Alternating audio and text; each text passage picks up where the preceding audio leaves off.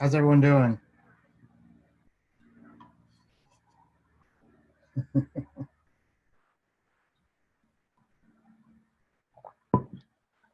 It's a thumbs up morning. Do Fridays feel like Fridays, like they used to feel? No? I think I made Fridays feel like Fridays by this is like the only thing that I allow to be kind of scheduled on Friday. So it almost feels like once I do this, then I guess something. I don't have any other appointments or something. I don't know. It feels like it's the day's more mine in some way. I don't know. I've been getting homework from school because we're trying to make sure that it's ready for the fall. And so often Friday afternoon is a flood of, urgent things as soon as possible. So it just rolls. Yeah.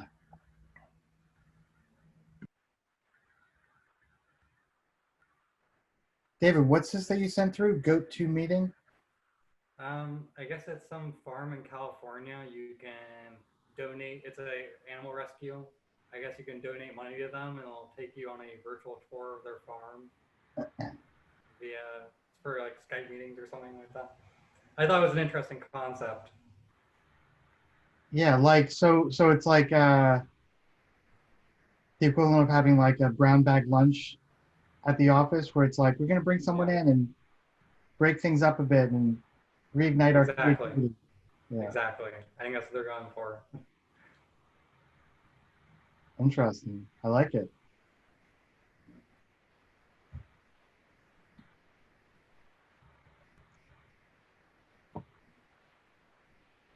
Um, so what do we got?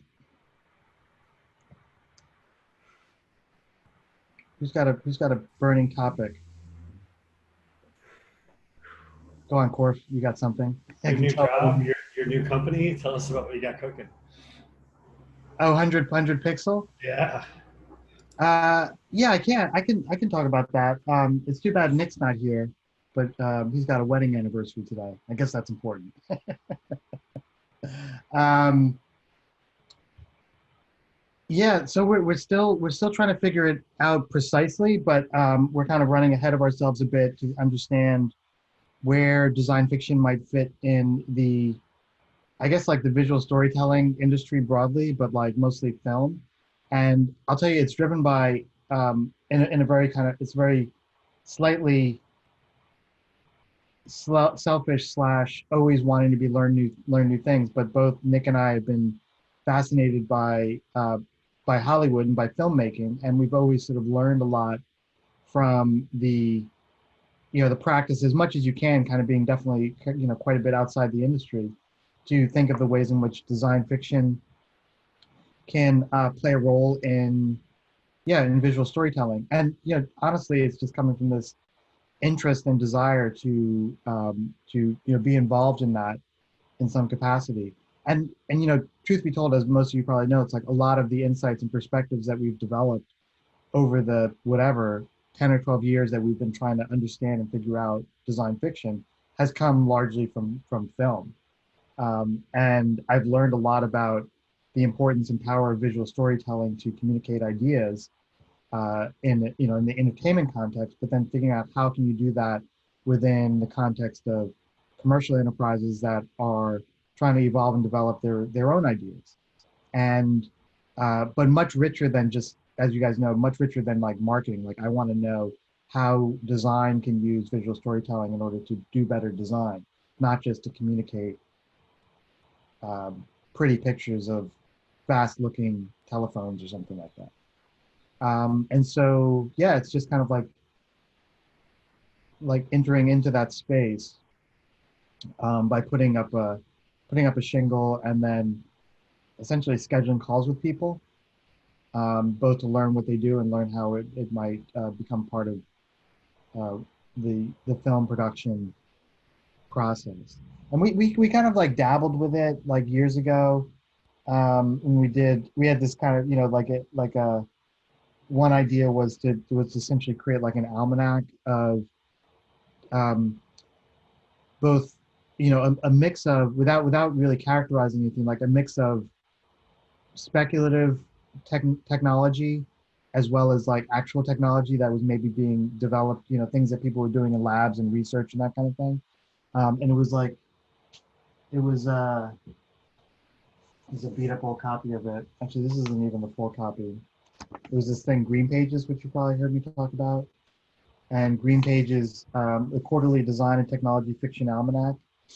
And the idea was that we would, just start anywhere, like our kind of instincts or kind of curiosity, or just for the sake of fun. You might just see like a weird image of something, which I think this was like some weird image, and it might even be like, I don't know if it's real or not, but then describe it as like the Vortex ring gun, non-lethal weapon for crowd control or marking an individual. I don't know, but then present it as an artifact and give it some context to say, this is, this is what the work is, this is where it's being sort of developed, and then contextualize it in such a way of like helping people understand how it might be a component of of a of some kind of whatever sci-fi thriller. And some of them we would actually provide like almost like a like a log line for how it might be, the film that it might appear in. Some of them are just like literally elements that would be sort of production design. Some of them might be the basis for an entire conceit for a film. And Julian, how does the sort of new production workflow that starts with world building intersect or affect and influence potentially the 100 pixel project? Um, the notion that they would have started with a 3D modeled fictional world and then spin out story from that, that sort of upends the idea that you would have started with word and then visual storytelling artifacts emerge from word. Um, I don't know. It's just something. It's just a little sort of weird weak signal down here at the periphery of my mind, um, and I'm trying to remember the surname. It's at USC. They built a lab for him. Um, I keep wanting to say Galloway, but I think I've got the wrong surname. Zemeckis? Yeah. It's in the Zemeckis building, actually, I think. But he's got the World Building Institute at USC. Yeah, so maybe that might be Alex McDowell. McDowell, yeah. Yeah. Um, well, it's a good question. Honestly, like I can't say that I've got a very specific answer. I mean, part of me feels like there's it's probably it probably runs both ways. It might just be like, yeah, I've always had this, I don't know where I read it or heard it word, but it's like, you have like the script's already worked out, but they just need things to fall in place to help, give like the equivalent, the MacGuffin, like we need a thing. What's that thing called? And right now it's just, we're calling it, they were all chasing after the MacGuffin. And so the idea is that with our kind of insights and perspectives on technology and a deep appreciation of storytelling, along with our networks, so people we know, and that we can help them address those kinds of empty boxes and help fill in some of the gaps. So that's one aspect of it. Another aspect of it is, which is kind of falls in the category, I guess, of, yeah, I'm not sure what that category is, whether it's like production design or, just that ability to make things, I guess, kind of more consistent with the world that we all sort of experience anyway, so that things feel real to a certain degree. I think there's definitely an element of that. There's the sort of larger, starting from like world building aspect of it is also interesting. And I think that kind of comes down to uh, just having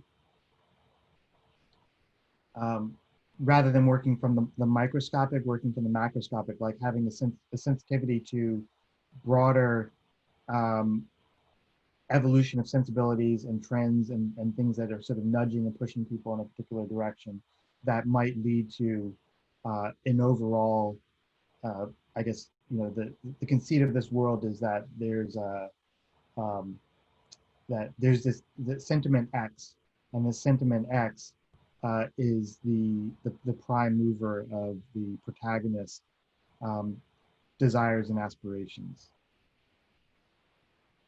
There's a um,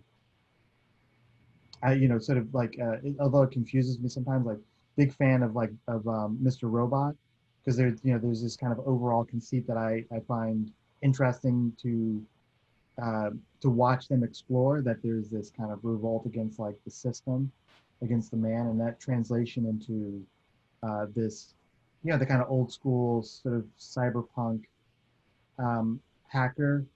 I think it's an interesting sort of take and twist on that. Yeah, I haven't watched that one yet. To my embarrassment, it's on my to watch list still. Yeah, I guess I mean I was thinking that because the image first, right, imperative of, or the diegetic prototyping, the visual storytelling.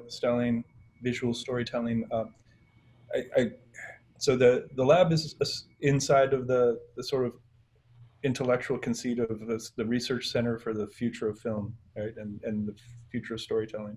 And so if their imperative has been sort of artifact first, or situs first, or world first, is there enough inertia in the word first, script first, for the method that you had applied before or up to now to have impulse? And I didn't really intend to mean this as a kind of a challenge to this whole new enterprise, but it just sort of came top of mind. It's like it feels like there'll be two vectors that are going to converge if the McDowell research impulse takes hold in Hollywood storytelling, um, you know, at some point. yeah. It's a let me put it this way. It's like I'm neither Nick or I are necessarily counting on this to be the retirement plan. It's more like, he just said, like, I think let's put up a website and see what happens, and we know enough people that we can make calls. So Alex is a good friend, and he's like on the call sheet. Like we'll talk to him and say, like, I don't know, what do you think? Any thoughts or ideas about this? And I'm also, I think I'm like forever learner. Like I want to know how that world works. Um, it's almost just like pure curiosity. I'd love to know how the ideas develop and how they can be, where those intersections occur. So my instinct, pure instinct, is that this is a really compelling, interesting sort of approach to that can lend itself in productive ways to visual storytelling. And I see like elements of it. Like I see like little things and so on the one hand, it's almost like inverting the the way I kind of came to design fiction, which was like starting with film and visual storytelling, and then adding this element of like, oh, look at these interesting tangible artifacts that they're using to help tell this story. And my idea, early on, was to like invert that and say, like, in the world of design, is there a way in which we can use visual storytelling to help us understand what it is we're trying to create, help tell those stories? And now it's like I almost want to go back the other way and say, is there a way in which we, now that we've learned all these things about, over in the sort of more design fiction world, in the context of the, just like product design or whatever, all the stuff that happens in the context that I'm much more familiar with, is there a way in which you can kind of pull it back the other way? And there are all these, like, that's happened, and anecdotally, like it's really happened, and it's been just like kind of here and there where, this was like ages ago, but folks in in Hollywood essentially like came to the advanced design studio that I had been working at Nokia and said, like, hey, can you make us some, what would a Nokia be in the future for the Star Trek film we're working on, or sorry, Minority Report. And I know the guy who like made the phone that he wears around his, that's on a chain that is used as a prop. And I found that fascinating, that I guess it's just like what you would do. You would go to, like you go to someone who kind of knows and can like sort of sketch out like where this artifact from today might live in the future and how it might be experienced and all those kinds of things. And I want to continue. That's what I want to, essentially that's what I want to do. I would love someone to come and say, like, I don't know, like, how are people going to get from point A to point B in this kind of speculative world that we're imagining? Help me understand that more thoroughly, because this is what you guys think of. This is what you guys spend your time doing. So, Nick at X, not that he's going to come and say like, hey, here are all these great top secret things working on X, but I think both of us over, a few decades have developed a kind of sensibility around that, just as like amazing storytellers have developed incredibly acute sense of what it takes to articulate a really good story. Yeah. Well, I mean, Julian, I feel like you have been on the precipice of this for like a long time. Kind of like, you've definitely been on the periphery. I think that, what Raphael was getting at with like this mutually exclusive idea of like image first or conceptualizing. I think that it's definitely going to become a relationship or dialogue between obviously the made image, the artifact being depicted and the story being developed, and then feeding back into that artifact and image. I think what we're forgetting is that digital rendering is a variable, it's a starting point perhaps. I don't see why we couldn't have that image or artifact as a starting point for ideation to advance the storyline or to build some critical plot point, but then, use that as a modifier as well. Tell the artist, hey, we should maybe change this element of that or whatever. And I think that is the traditional dialogue right now. But maybe this is a new level of that where you're bringing in more outside elements and approaching it from a more radical perspective, perhaps. That's just what I hear in all of this.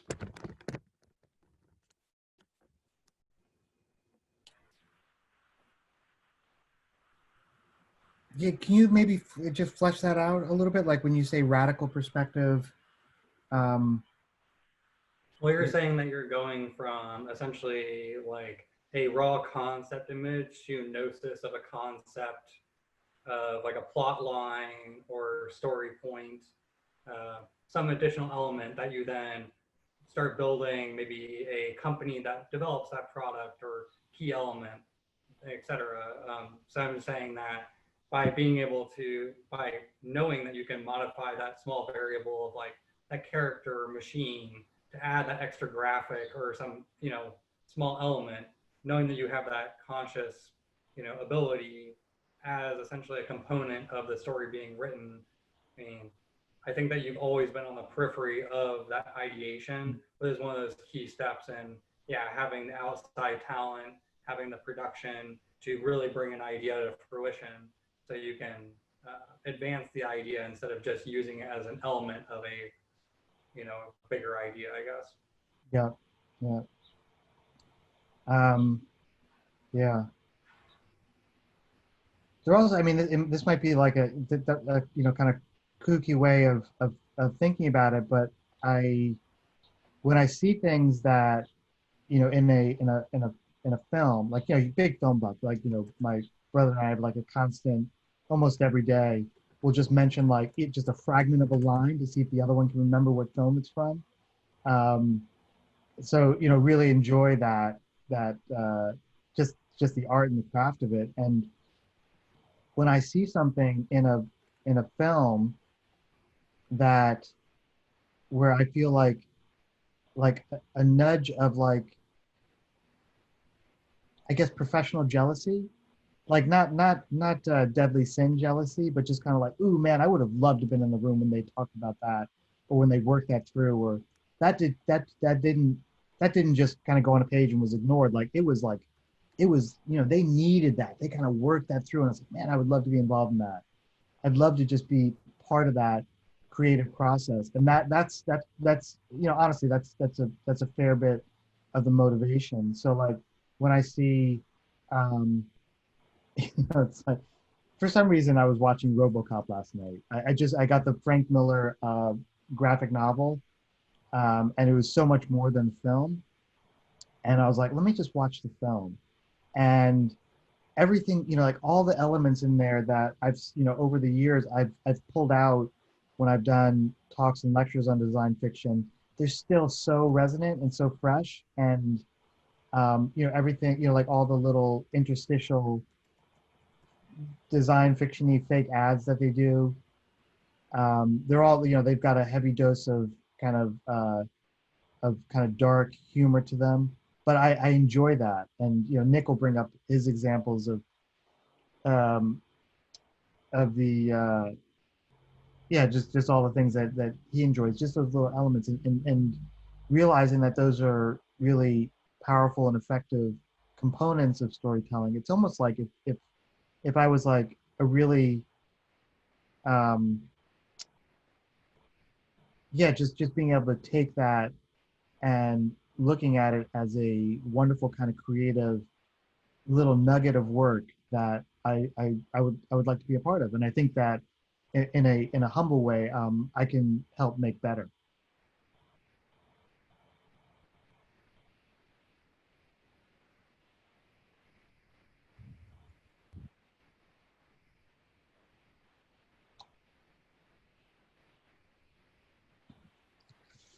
Julian, I was wondering if you've actually read that piece in the Believer magazine about what happens to car chases and cars as protagonists in movies once a vehicle's become autonomous. I think it's a really interesting piece because it goes to what you're talking about, where you know you don't know whether the script comes first or the artifact comes first. Mm. But we do know that the car is such an important protagonist in so many movies. And what happens to that when it's completely machine led? Um, you know, does the protagonist then have to become a hacker to evade the cops, or how that might pan out? It's actually a really interesting perspective that the author has taken. I'm gonna that link has been clipped. Thank you for that. Appreciate it. I mean, even I you know, also think sorry, I go think on. Firefly was a really interesting sort of science fiction show for me because it has nothing that other science fiction shows have where they're glorifying any kind of technology, and it seems almost mundane. And I'd actually love to see more sort of uh, productions in the science fiction genre that are more like that, more gritty. It doesn't feel like it's almost over constructed, that world. And while there are lots of anachronisms, it still seems a lot more plausible than a lot of the science fiction.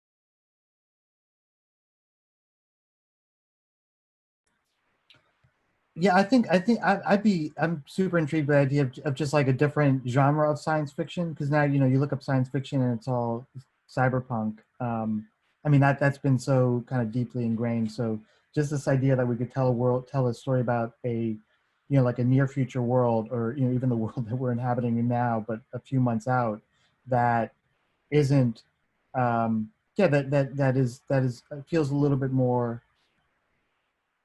I mean, use the word mundane, you know, just kind of like, um, yeah, just like a different kind of science fiction a different kind of story about the world that is not necessarily expecting everything to be completely perfect, nor everything like a copy of Blade Runner.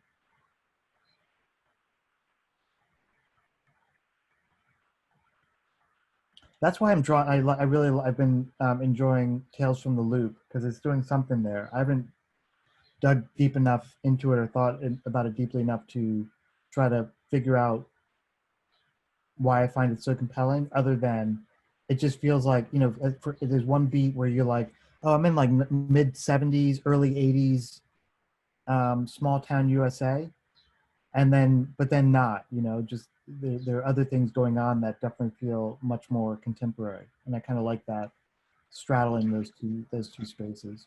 Mhm. The books on which Tales from the Loop are based are really spectacular. Oh, you got him. There you go.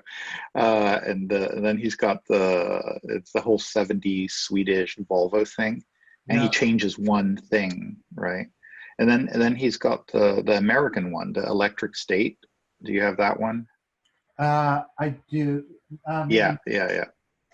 Yeah, the Electric State does a similar thing also in the US, where I think the one thing that he changes is that pretty much everybody's become addicted to virtual reality and what it's done. Yeah. Mm.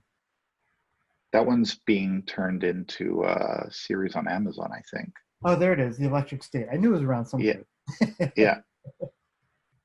Yeah, I Yeah. think, well, Amazon, as I understood it, they produced the Tales from the Loop. I could be wrong. Is it yeah, the Electric State got picked up by somebody else. Let's see. Movie. I think it's the showrunners from, no, it's the writers from Avengers Endgame that are going to be working on Electric State as a movie. Okay. Got it. Yeah, that's right. Yeah, they as of last summer they said that it was still moving forward. But you're right. Stalinhag's world building and approach is really fantastic because it's so low key, it's so subtle. He's just like, well, we'll add a research thing, or you know, everybody's addicted to like CRT based VR, or and then just takes it from there.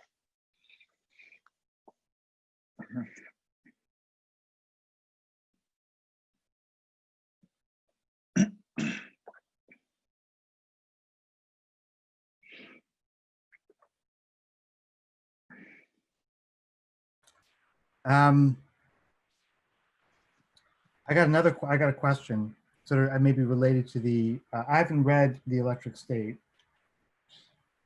so I'm not sure what's going on in there. But you did mention people addicted to like AR, VR, or something. Is that one of the?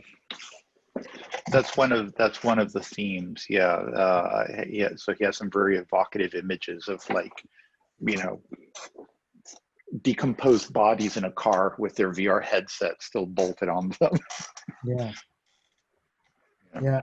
I was so my question is, I think I might have put it in the email, but I was having a catch up call with a friend of mine, and yeah, that's the one. And he we for some reason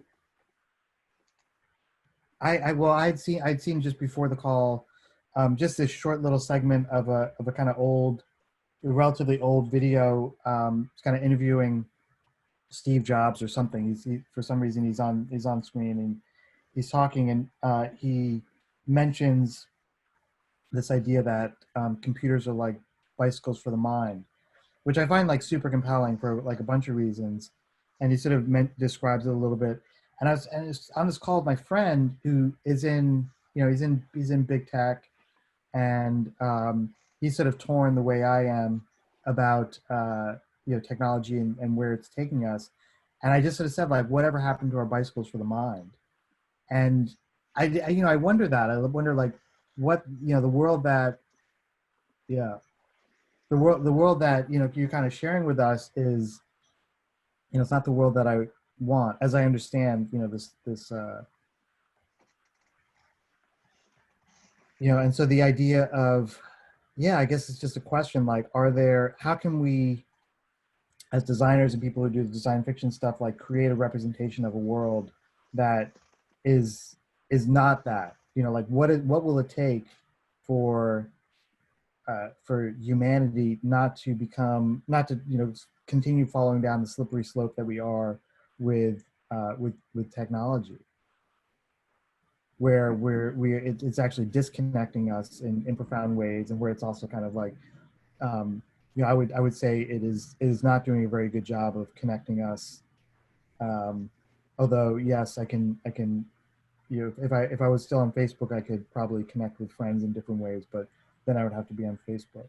And so it's just like a big question. Like, there's without saying there's a design fiction future that's completely anti-technology, where we're kind of like, an extreme sense of like going back to nature, because I still believe in technology. I still believe that there's a promise of doing useful things with it, but then the current state we're in now is that in order to do those useful things, I have to kind of give myself over to some hideous algorithm that's essentially mining my experiences for profit.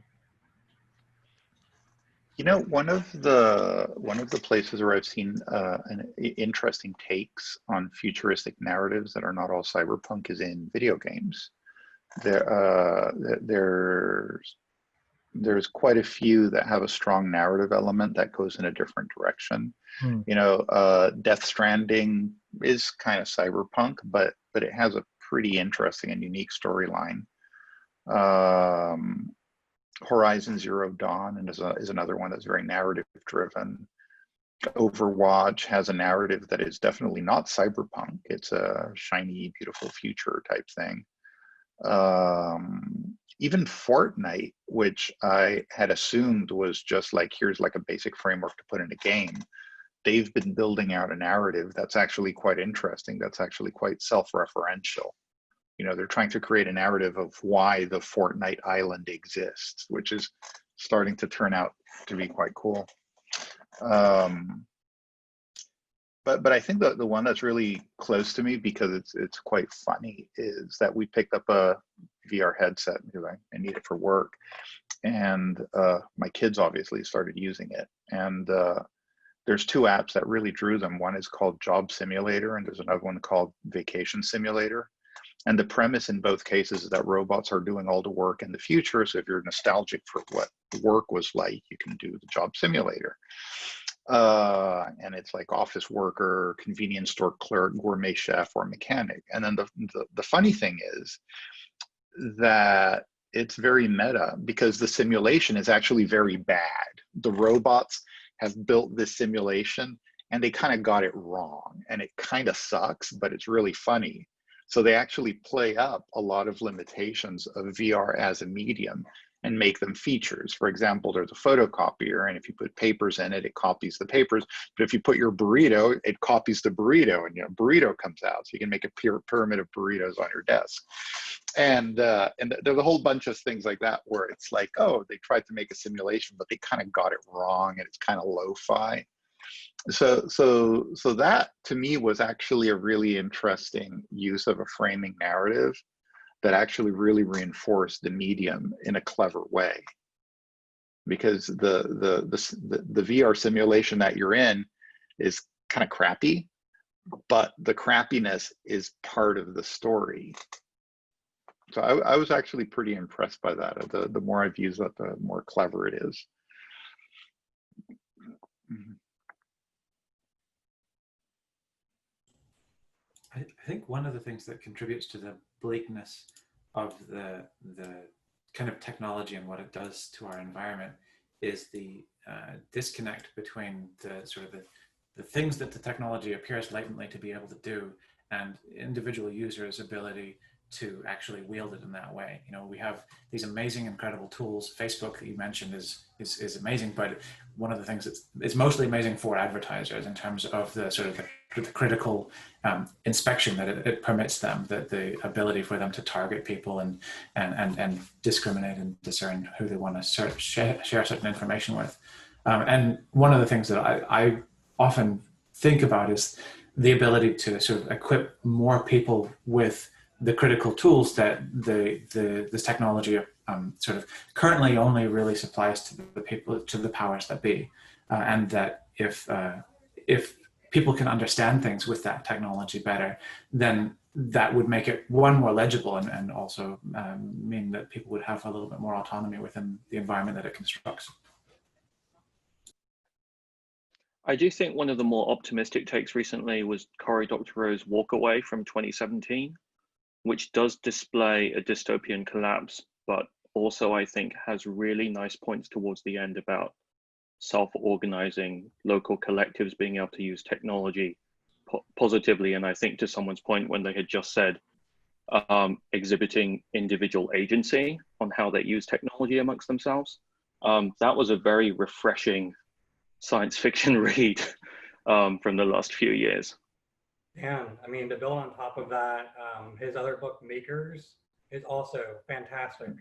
You know, it's about this, well, it gets a little interesting towards the end. Of course, there's a twist, but it's about a like global maker movement that explodes and becomes a new economy that drives everything.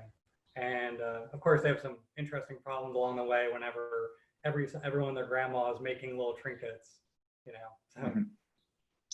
So. Malka Older's books, starting with Infomocracy, are also fantastic reads and not actually dystopian, right? Her background is in disaster response and humanitarian relief, and the books actually come across being relatively optimistic.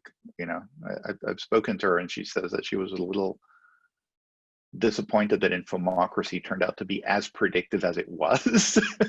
She honestly didn't want some of those things to happen about electoral manipulations and things, but those make a very good read, and it's definitely an approach to futures that is a little different from others that I've seen.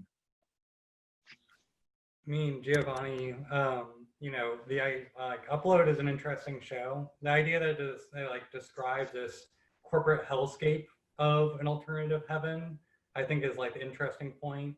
And they completely satire it.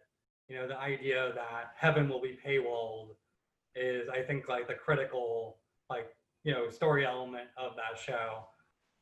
But yeah, I mean, Upload is just like silly, you know, it's fun, but it brings up, you know, some clever little plot points that maybe a lot of people haven't thought about, you know, that the inequities of today would bleed over into the future if we don't solve them, you know, sooner than later.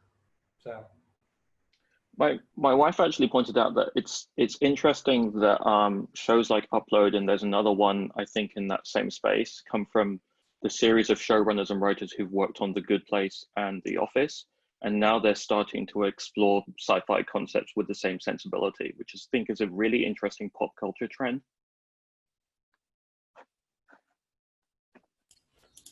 I think that's a really good point about having that sort of social organizational first aspect to the sort of analysis and the lens that the media applies to it. I think that's a really similar reason for Mike Judge to be able to do so well with Silicon Valley, because of his investigation of mundane things in films like Office Space and the sort of suburban sort of a cultural wasteland of Beavis and Butthead.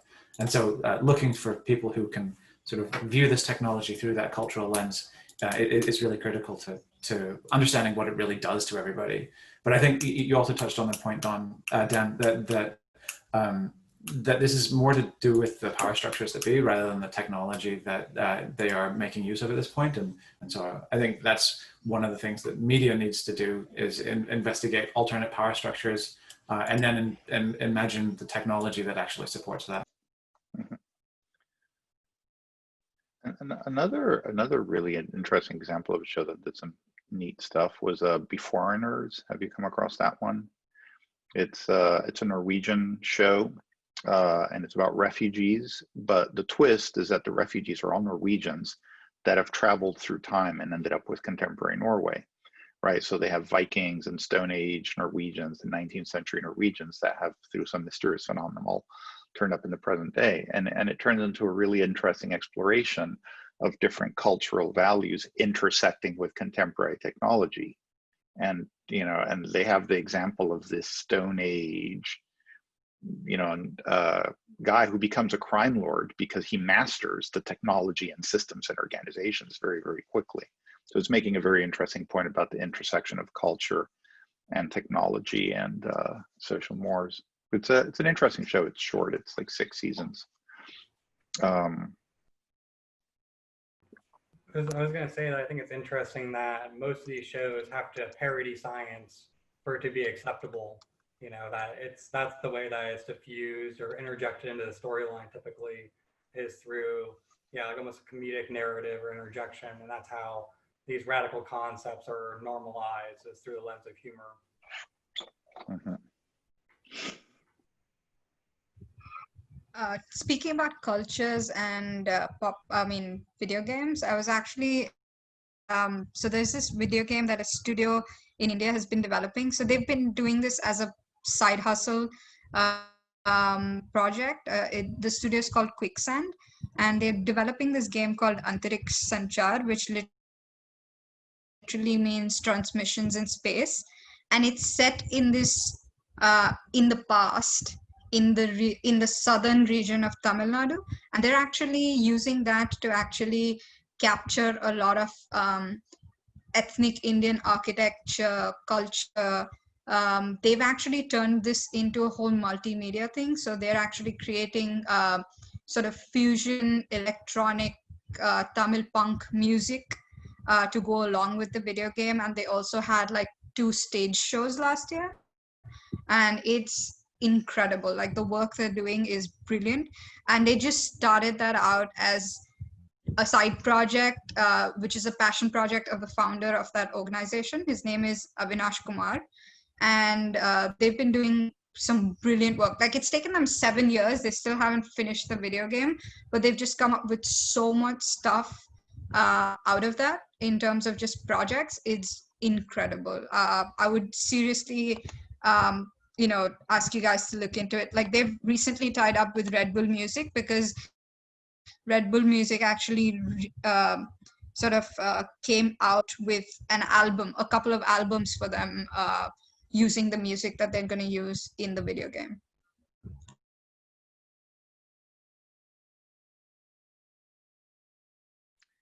Is that called Quicksand Studios? It is. Oh yeah, I see it. Yeah, I see the link. I think Brandels also put the link of the video game in the chat.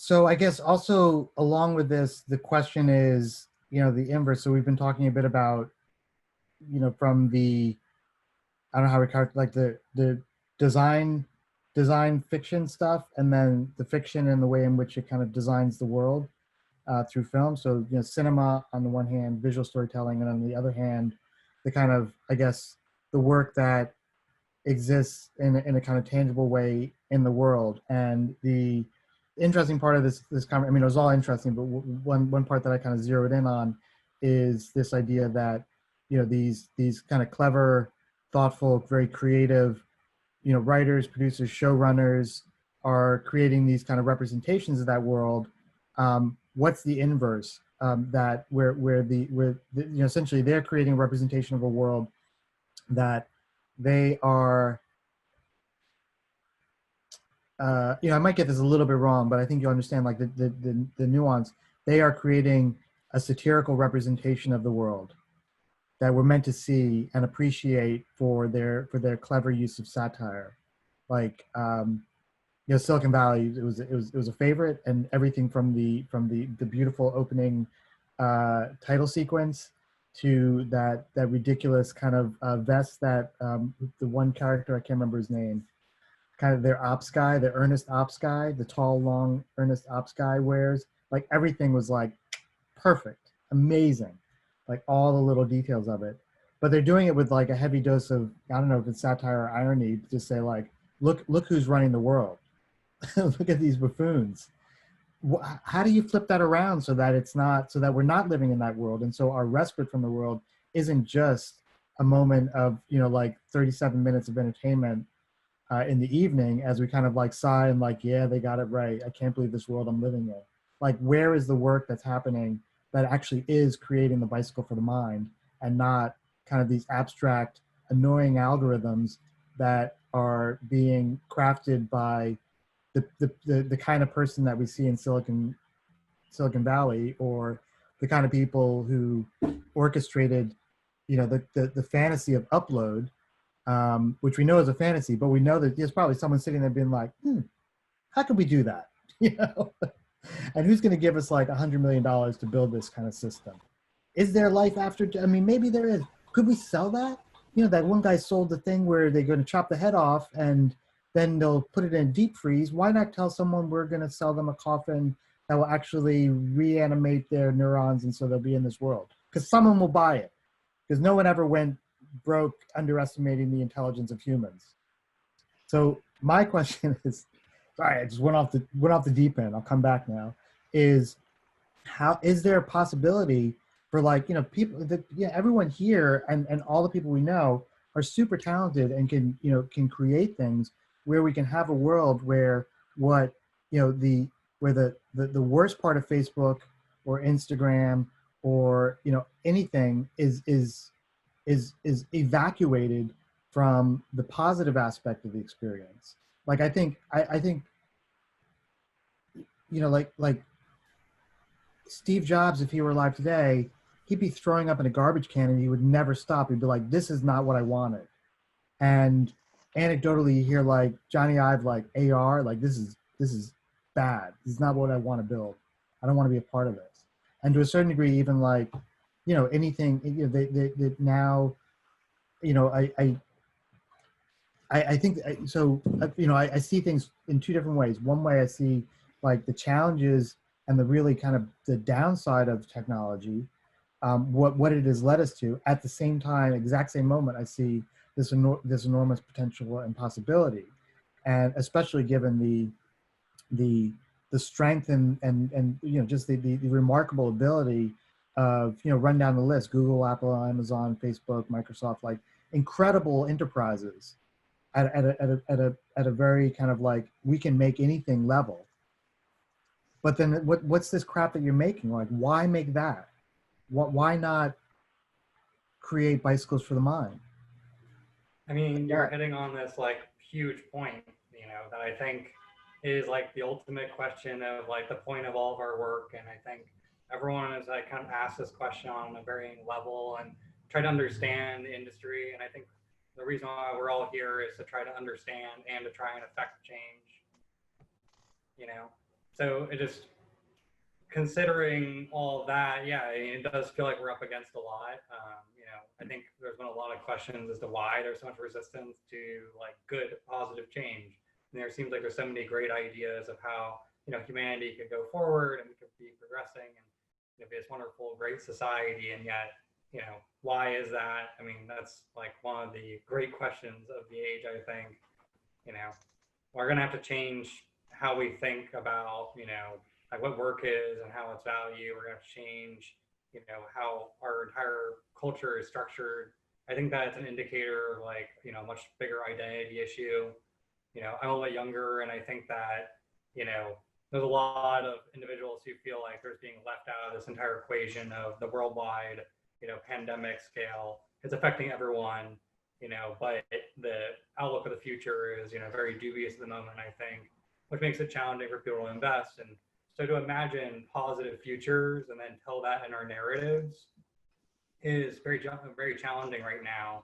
And I think that the production schedule of like Netflix and these like, you know, very fast turnaround studios probably aren't the best solution for, you know, addressing modern challenges. But the reality is that I think a lot of these stories are being written in contemporary time frames, being produced on short schedules, and are meant to directly influence public opinion and thought. Mhm. You know, and I think that that's why there's no better time for Julian Bleecker to be getting into the industry. You know, we need some positive ideas up in there. You know, this has a very, very real impact. And I think that, you know, maybe it's been understated previously, you know, but this is going to, you know, continue to have a large impact. And I think that, yeah, the power of positive narrative is super challenging. It's been a huge, you know, point within the Afrofuturist movement to have these like positive Afrofuturist narratives. And it seems exceptionally challenging for people to write positive future narratives. You know, Yes. why is that? I don't know if it's been mentioned already, but Neil Stephenson's attempt with Arizona State University to do a Project Hieroglyph. He's spoken a little bit about it since, and sort of says mostly that he just regrets taking his eye off the dystopian ball rather than necessarily any particular critique of why it was difficult to build something that was neither utopian nor dystopian. But people try. I think one of the problems is that loss of innocence, like the fact that people realize that something like golden age science fiction still has a really heavy-handed kind of hegemony to it, and sort of failing to come up with a way to reconcile that with the sort of futures that it projects.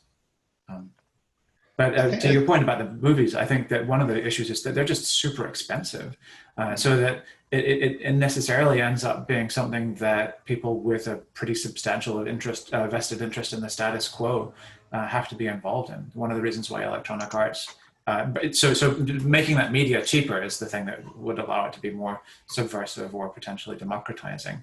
And so maybe you know, AR, VR would be able to help with that media stuff, but people have to imagine what it is that media is in some different form in order to make it palatable to be as cheap as it would need to be, I think. I think that's a good point, that the structure of media, you know, AAA video games, movies, TV shows are so expensive that there's an unwillingness to deviate too far. But where I've seen some positive things is scenarios of collaborative co-creation. I'm not sure, have you all heard of the SCP Foundation? It's a collaborative horror fiction writing project where they've spontaneously started to develop a lore for this world. Everything interconnects around the medium of these instructions for containing anomalous phenomenon. And there's thousands of these things, and there's like subplots that run with it. So I think the possibility of trying to create, you know, like an SCP Foundation, you know, a collaborative co-creation for positive stories might be an interesting thing. And the interesting phenomenon that started to happen with SCP is that it started to leak into mainstream media in interesting ways. And the first being that a bunch of like teenagers who read the SCP stories started to build video games in Roblox based on SCP Foundation. So suddenly, like, several million 13-year-olds know all about SCP. And like, what? How did that happen? And then it starts filtering into more traditional media. I think there might be a fallacy here, though, which is that this type of media needs to be AAA and it needs to be incredibly expensive. Yeah. In the video games area, you know, there's two games from indie studios that have been critically acclaimed recently. Called one is NeoCab that criticizes the gig economy, and the other one is Eliza. That is similar about the gig economy and also about mental health in the tech industry. But I also wonder whether that type of AAA, like, it's like the media needs to be expensive, so it needs to have a big expensive thing in it. And I think there are so many compelling stories that use boring technology right now for effective social change. Like the early rounds from a couple years ago of organizing around Democrat socialist parties around the US effectively use nothing more than Google Docs and hundreds of contributors and editors to it. And that's boring. You don't really portray that necessarily well on the screen, but you can portray that as just an interpersonal drama. You know, we've contributed to local bail funds all across America as part of Black Lives Matter.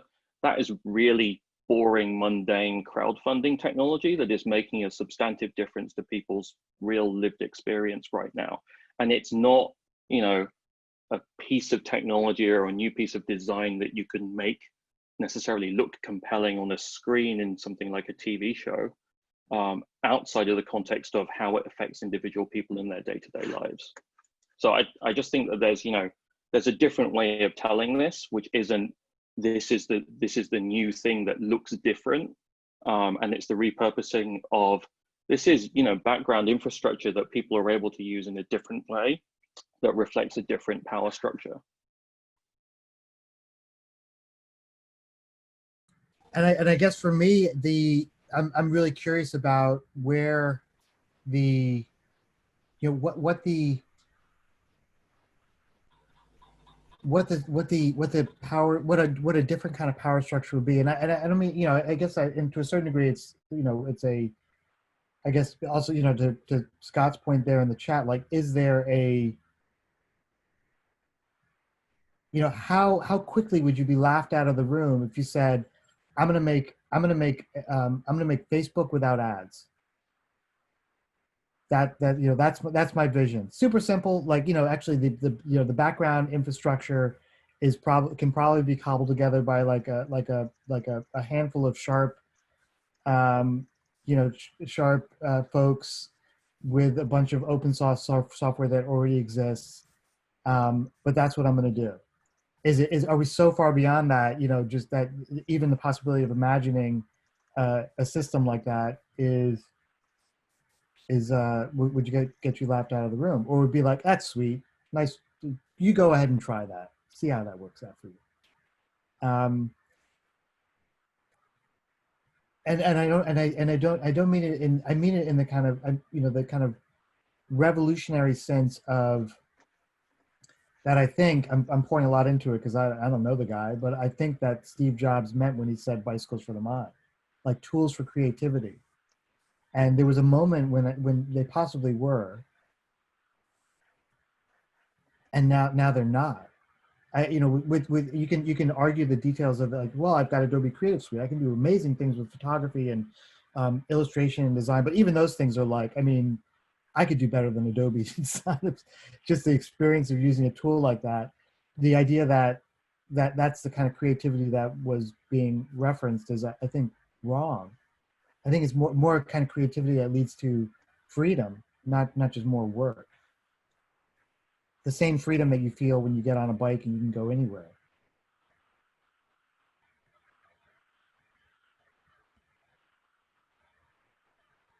Are we at a moment where people, where there's a certain recognition of how much we have given up in order to, you know, use these tools and resources and kind of mechanisms for connecting to people and sharing our experiences, that it's actually degraded our sense of humanity and our sense of freedom? Like, the more I use these tools, the less human I feel. Well, I think that comes down to perspective, what it means to be human.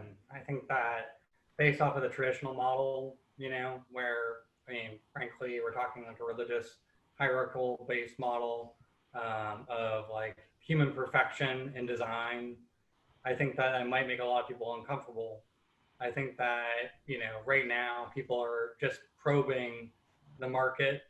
And by the market, I mean humanity's conceptual ideals of what it means to be human.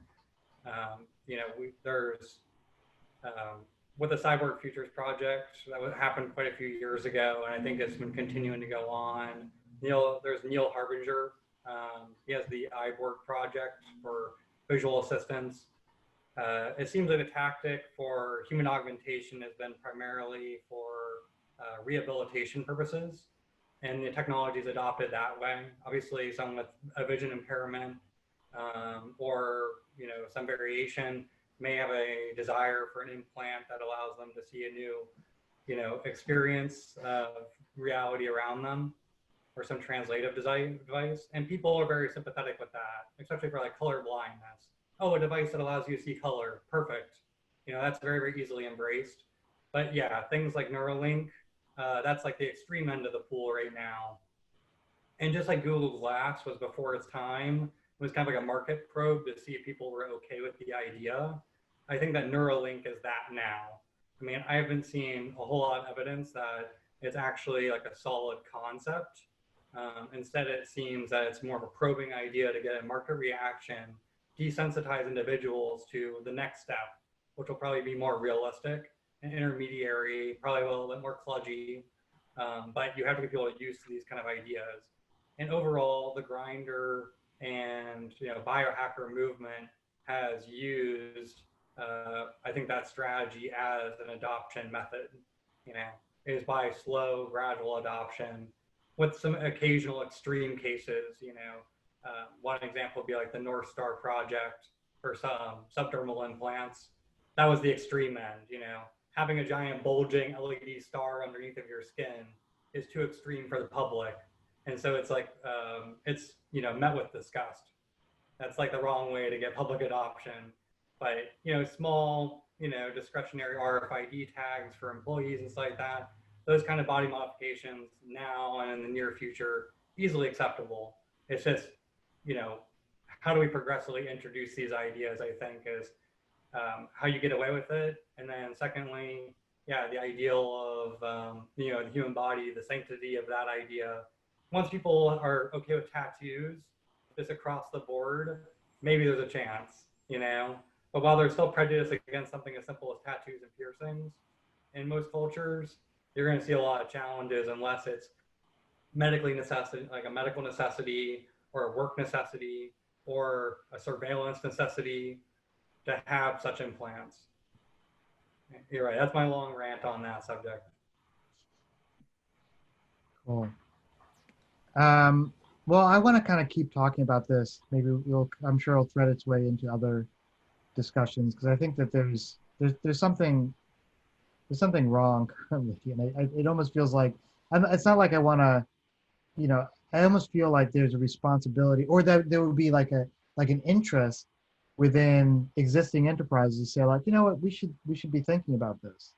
We should be thinking about, especially now that people are sort of laser focused on a lot of really actually deeply meaningful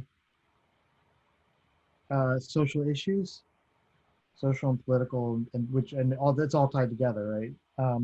Is there a sense that of trying to do better? I know like Facebook keeps kind of sort of shooting itself in its head over and over and over again, but it feels like that with the right motivations,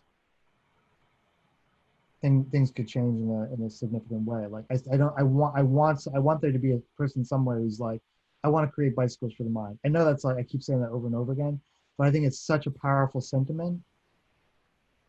Just things that have a certain, you guys know about my passion for cycling, but just beautiful, kind of like simple, elegant affordance that allows you to do something that you wouldn't otherwise be able to do.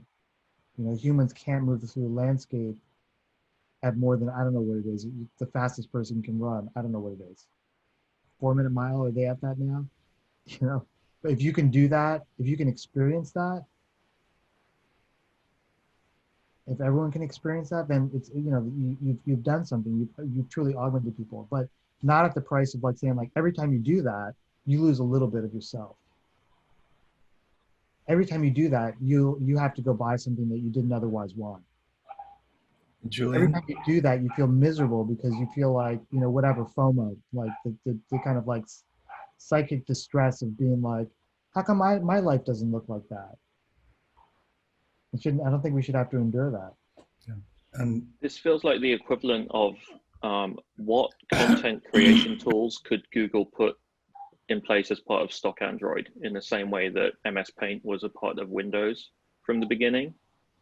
So if you want to rapidly democratize creation, then what would you put in the stock install of the world's most available mobile OS, right?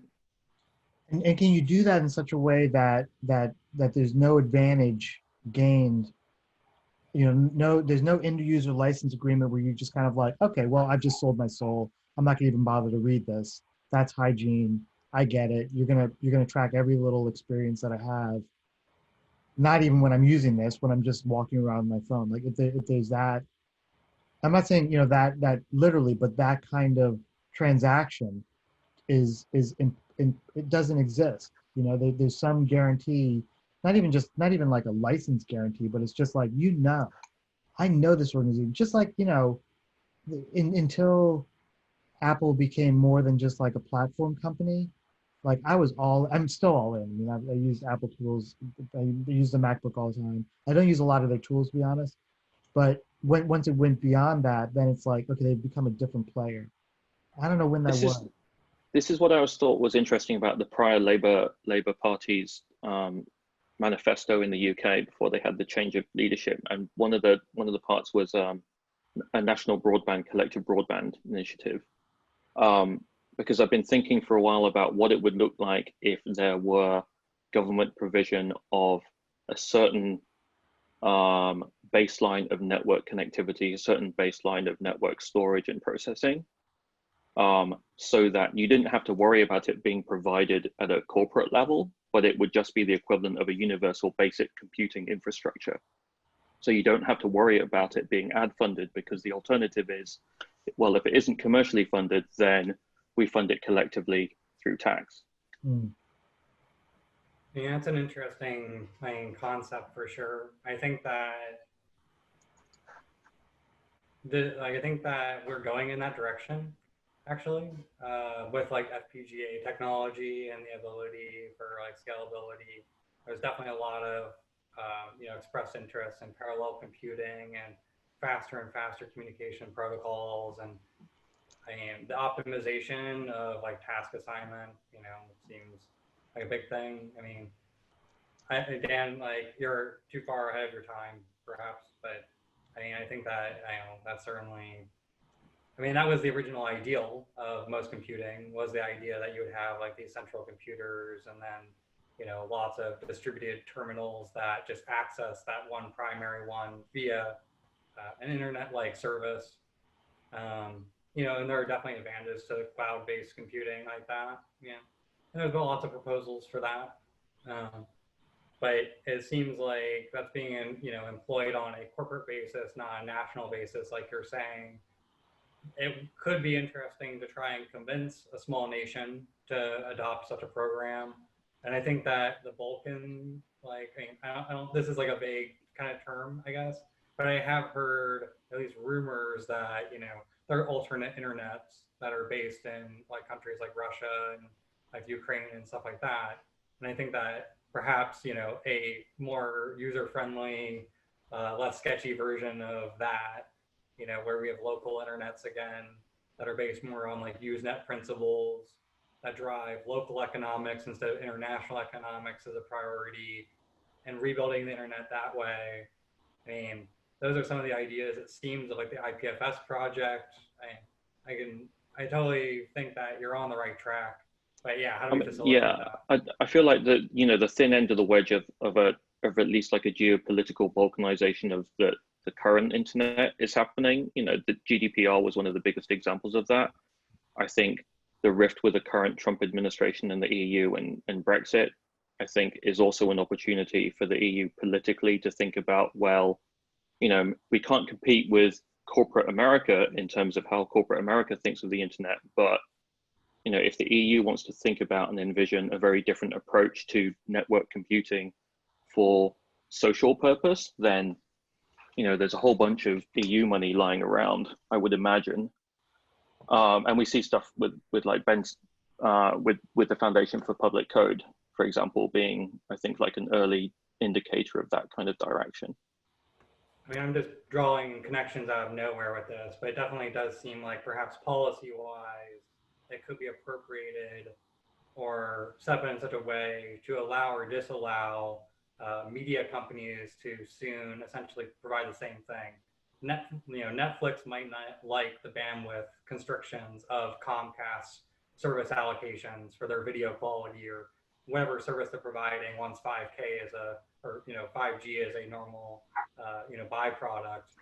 Once we start seeing network throttling from the major ISP providers, perhaps, we will see media companies making the investment for their own infrastructure development. That may already be a thing. And then it would be perhaps a simple aspect of them, isolating themselves onto their own private network so that they're only communicating video traffic or only communicating music traffic, perhaps. But I'm just pulling this out of thin air. Yeah.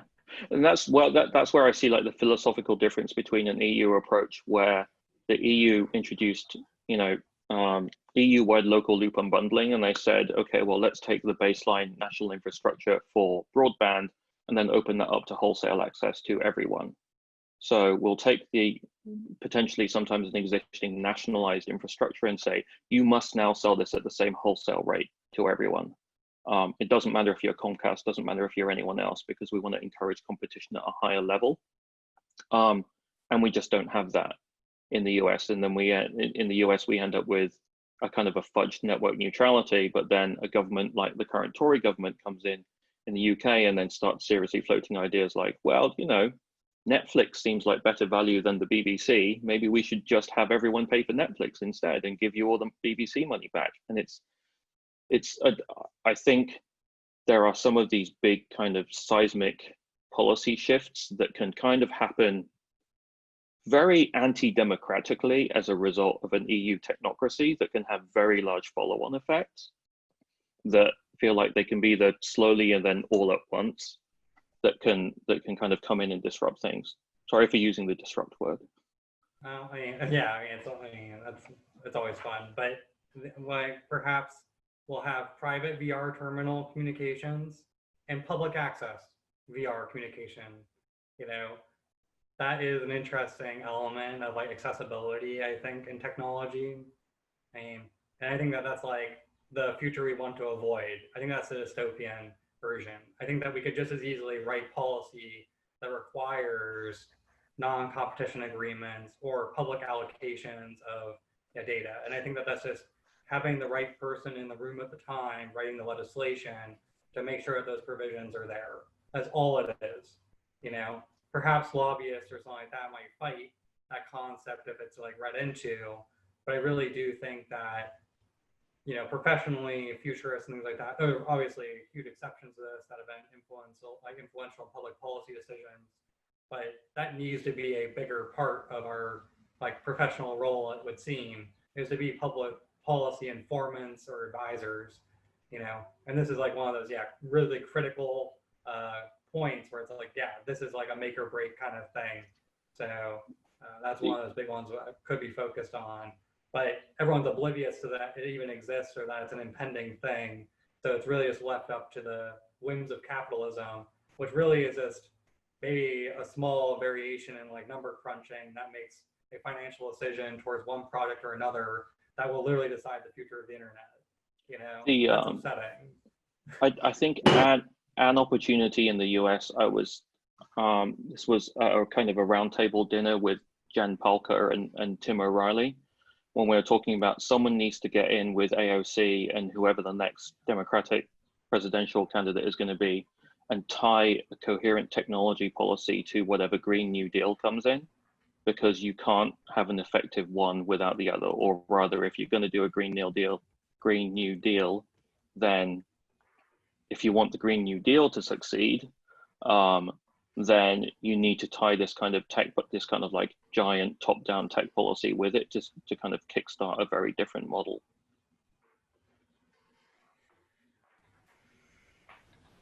I think one of the challenges that we've seen in India is also with, while data is really,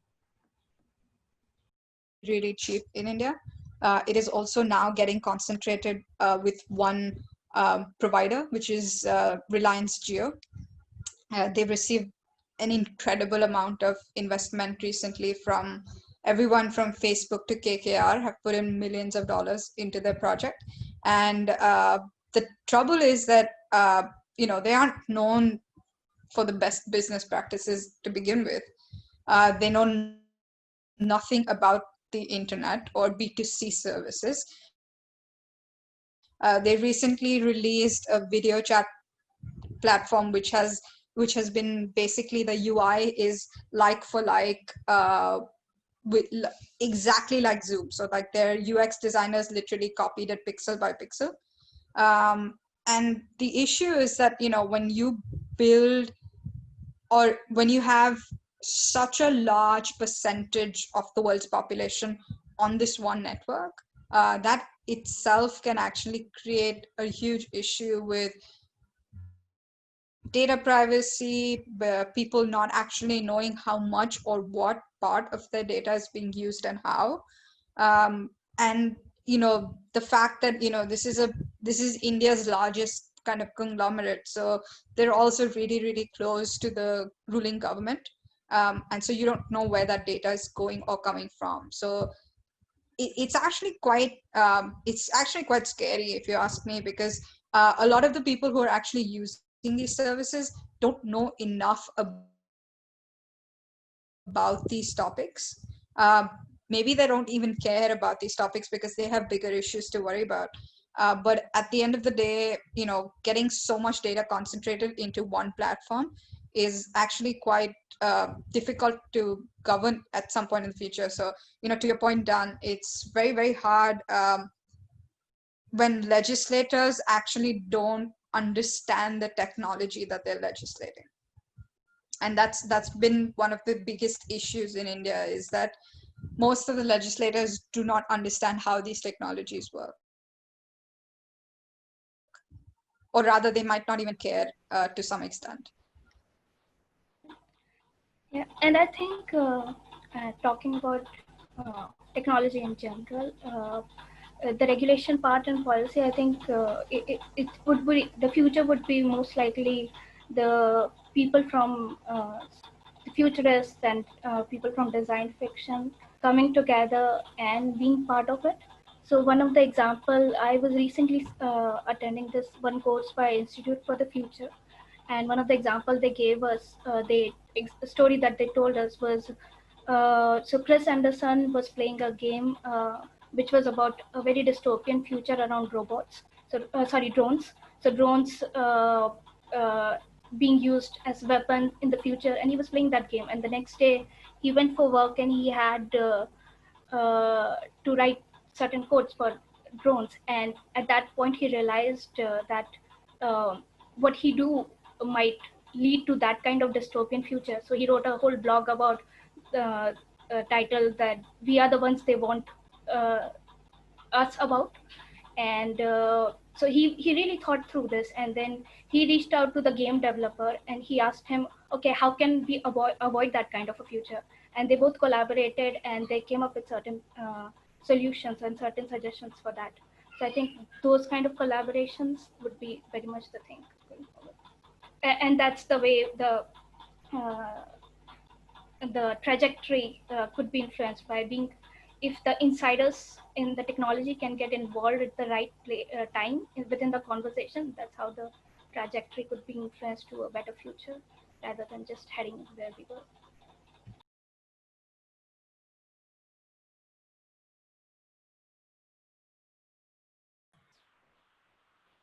Hey, thanks you guys for the conversations. Good stuff. Lots of really good links too. Let's continue it. I'm not sure exactly how we'll continue, but I think it's a big question that definitely begs for conversations like these. I think from both sides, like I do like the idea of finding ways of imagining and then telling the story of what this world might look like, while I also, the bifurcated Julian, super into film, but also likes to make products and design things and, organize teams to do good kind of work that actually ships product of one sort or another, like where those things happen. And part of it, it would be interesting.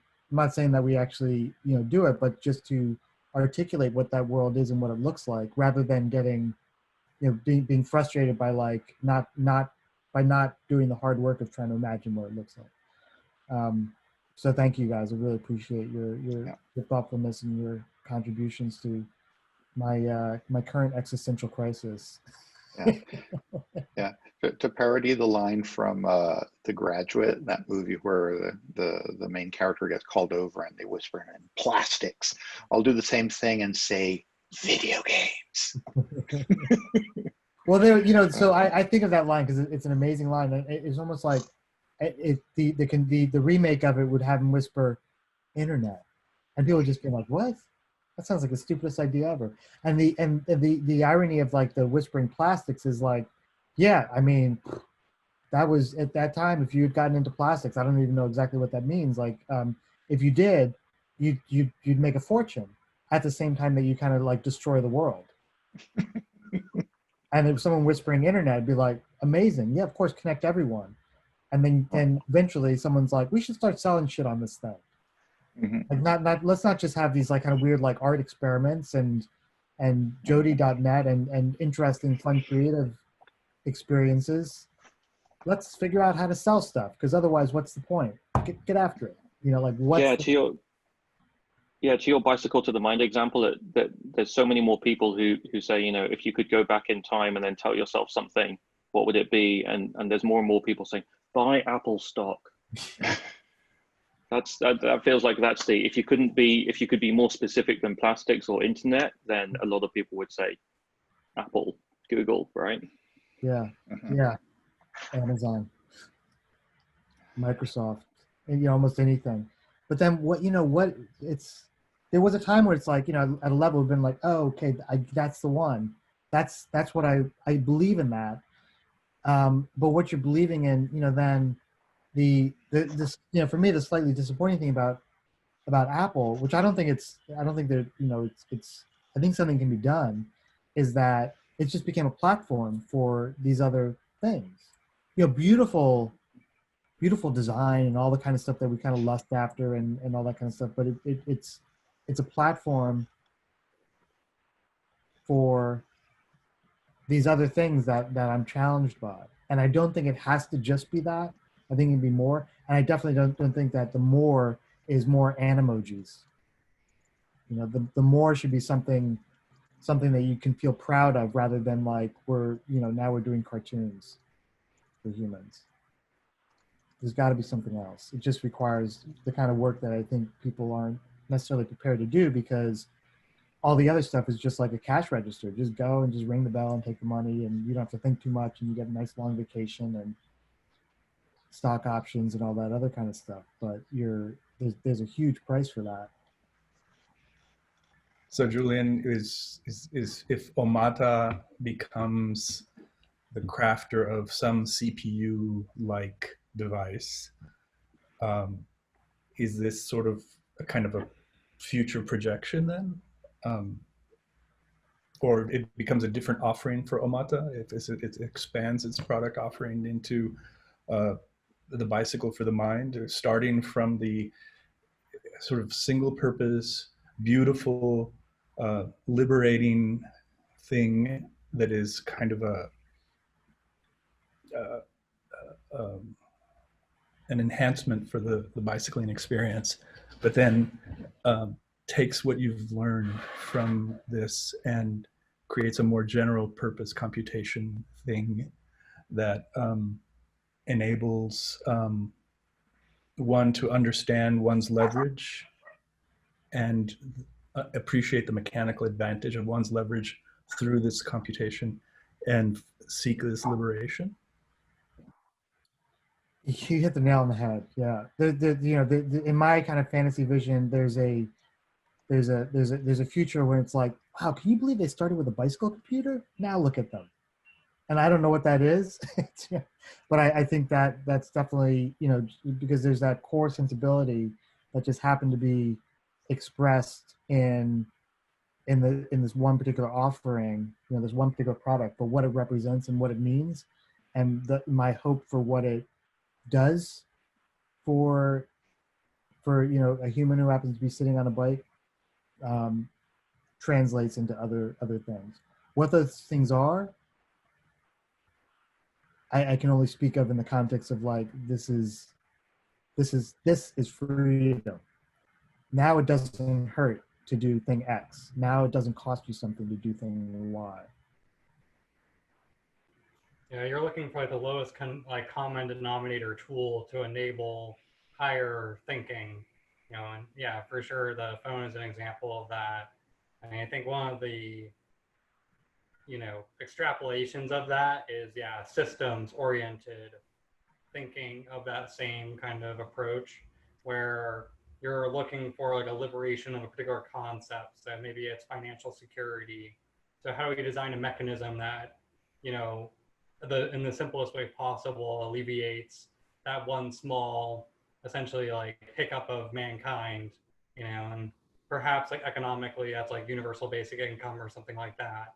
And I think that's good design work, if that makes any sense. Um, but I think that that can also apply to greater economic models, like maybe it's rethinking the village model of economic production, you know, and utilizing public, you know, bills to facilitate that. This is something I've been working with a couple other teams on, you know, for like data for Black Lives Matter and stuff like that. But the idea is how do you feed into supply chains to maybe enable local economies to redevelop using minimal investments of like tools. So oftentimes there's like multi-generational families or households or neighborhoods where you have a close interaction of individuals that maybe can produce a small scale specialized good that can then be sold. So how do you facilitate the knowledge and technology to enable that so that maybe they can use some public fund for utilizing the farm bill to get the hemp to make the textile to produce the clothing to sell in the boutique store. You know, how do you do that? And I think that those will be like another, I mean, that's not a bicycle. I mean, but of course a bicycle is made up of many parts and it took a while to figure it out. And in the meantime it was kind of kludgy. But I think that, you know, we can start working in that direction. Maybe there is some universal device or tool that we can be working towards, you know, similar to the Star Trek, you know, matter assembler. Maybe that should really just be the design goal, you know, is to make one of those. But in the meantime, we kind of have to like make do with the resources we have and optimizing supply chains perhaps as like economic liberation, but there are many other things. Yeah. Yeah, definitely. Without the stack mentality, co-ops are maybe the way of the future. And I think that this, I mean, COVID will maybe like really drive that home. The idea that you need a community, you know, and I think we're seeing that in Europe with their recovery time and the fact that the United States doesn't have that and the decline of mental health being so rapid because of isolation. I mean, there isn't that sense of community. I mean, that seems to, I mean, it depends on the community you're in for sure, but perhaps there's a correlation. Yeah. Cool. Yeah, thanks again, you guys. Dan, good to see you. Thanks for showing up. Yeah. Thanks for the invite. Yeah. And have a great weekend, everyone, and hopefully see you next week. Bye. Bye.